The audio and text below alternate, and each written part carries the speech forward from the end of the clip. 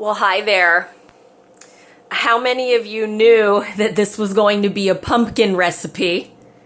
Right, because in the subject line it said seasonal and it's October, so naturally, right, it's going to be something with pumpkin. I give you a lot of muffin recipes, so this can be done as a muffin, but let's do this as a bread. The oven is heating to 425.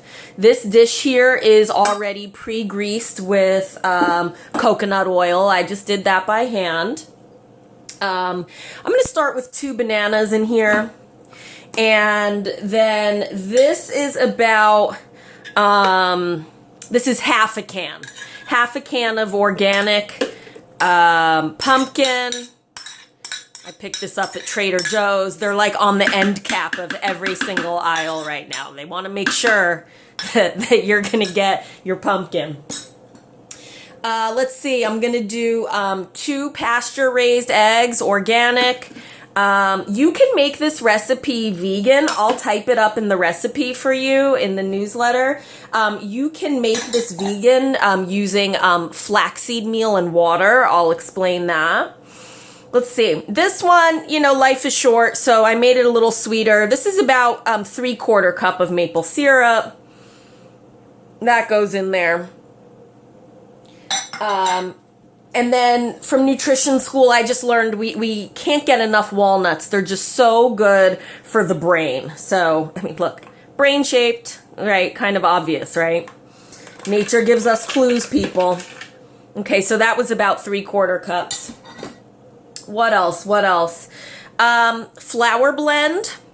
So this right here on its own is tapioca starch. And then over here is blended brown rice flour and white rice flour. I'll give you some measurements in the newsletter.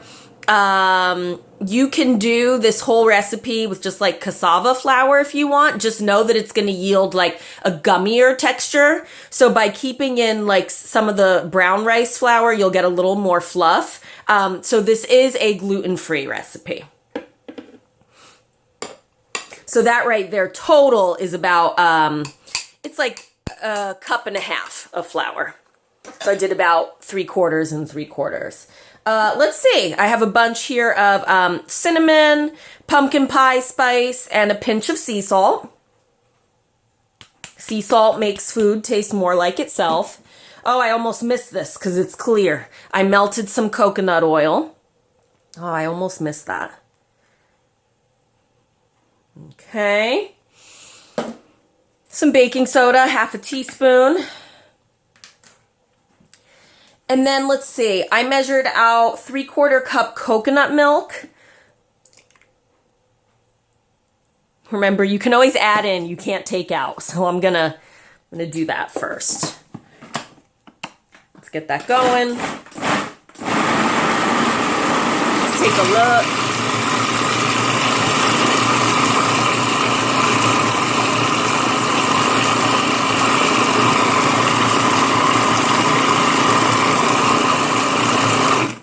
Let's pause that.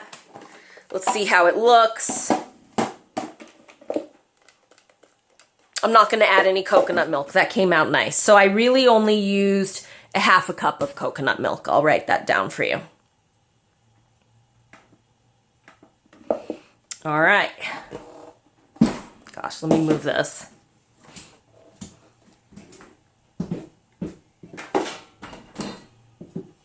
So I'll pour this into our greased Pyrex here.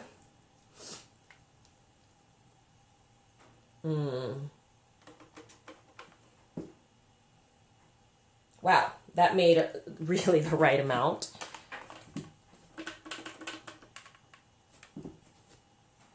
I don't like to waste anything, so I'm gonna scrape that. Oven's ready. This is going to be a pretty big loaf because I know this is going to rise. It'll take up some more space in the container there. And I know you're like, don't forget the chocolate chips. Don't forget the chocolate chips. Don't worry, I'm not going to forget them. So I really wanted to concentrate these down the middle towards the top. No, I did not measure these. There's never any measuring of chocolate at my house. This is just what we're doing.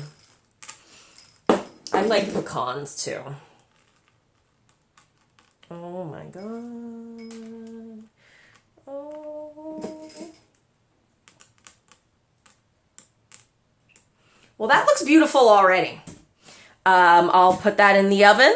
And thank you so much for tuning in. I can't wait to see your pumpkin chocolate chip seasonal gluten-free autumn bread.